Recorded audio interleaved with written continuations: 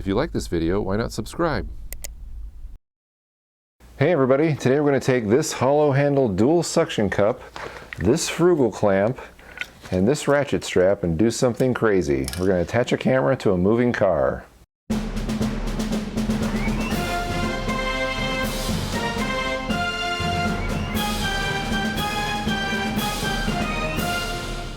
Now my first tests with this rig, as you can see, are not that great. Here's the camera rig mounted on my hood, and there's just all kinds of vibration, and this isn't just caused by bumps in the road. This is the car, my car, which is old and does vibrate, but it's transmitting right through the rig into the camera, making for this unusable footage.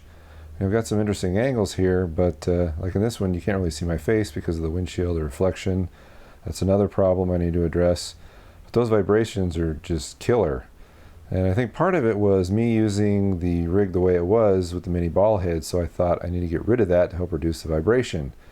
So I took the C-clamp, the Frugal clamp here, and I removed the Sima Quickonnect, and then I loosened the actual clamp, taking off the rubber tip, which gave me access to the bolt which holds the mini ball head on. So I removed the bolt along with the lock washer, which allowed me to remove the mini ball head, which I then set aside for another project probably. And then I removed the bolt and the lock washer, giving me access to the clamp.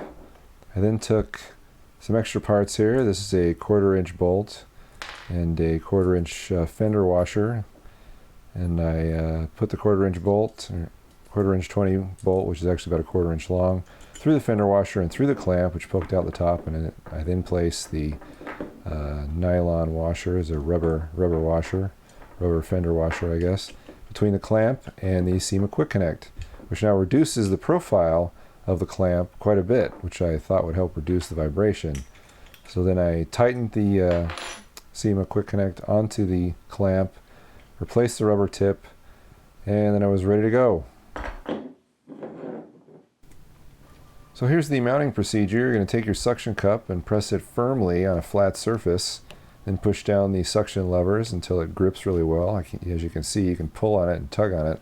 It's not going to come off, but you are going to want to protect it from falling off with this ratchet strap, just to give yourself that little bit of extra security. I've got an old piece of chamois here between the actual ratchet and the paint job of my car, and even though it is an old car, I still like to protect the paint job, right?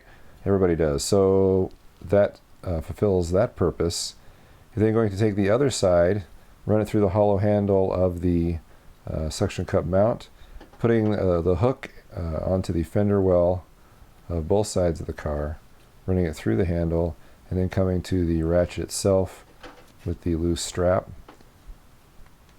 What I'm doing here, my hook came off once, so I had to reset it. They're going to just take that loose end and feed it through the little slot in the ratchet, which I unfortunately cover here with my hands, but I am feeding the strap through the slot, which will allow me to get the ratchet going and snug the whole thing up. So once it's in, I can then start ratcheting away, and both sides will tighten up. The hooks will hold on the fender wells, and fortunately those hooks are covered with like a vinyl coating, so they shouldn't damage or scratch any paint that they are touching. Check for the tension of the strap and you're done. Next, just attach your Frugal clamp, C-clamp, onto the handle of the suction cup, and attach your camera. And if you're wondering, well, how do I control the tilt and pan now of my camera since we removed the mini ball head? Well, it's easy. You just tilt it along the handle of the suction cup and then tighten it when it's in the right place. And to pan, you're going to loosen the bolt on the bottom of the Sima Quickonnect, which will then allow you to pan right and left and compose your shot. Once you've got it set where you want, just tighten the bolt back up, and you're all set. Now I'm actually going to do one more thing here. I'm adding a circular polarizer onto the front of the camera, like so. This is a cheap $5 circular polarizer on eBay. Just match the thread size of your camera. Mine's 58mm, so that's what I bought. And once it's attached, you can then turn or rotate the polarizer and control the amount of light that's reflected off, which will give you a better view of the inside of your car's cab. So how did this work? Well, as you can see, The vibration is still there. In fact, it might even be a little worse. I don't know. But the problem is not fixed. I even went on what I perceived to be a smoother road and got out of my bumpy parking lot, and it still vibrates a lot to such a level that it's unusable. In fact, look what happens when I come to a stop here. This is my car idling. It vibrates so much that it's transmitting right to the camera. It looks like I'm about to enter a dream sequence.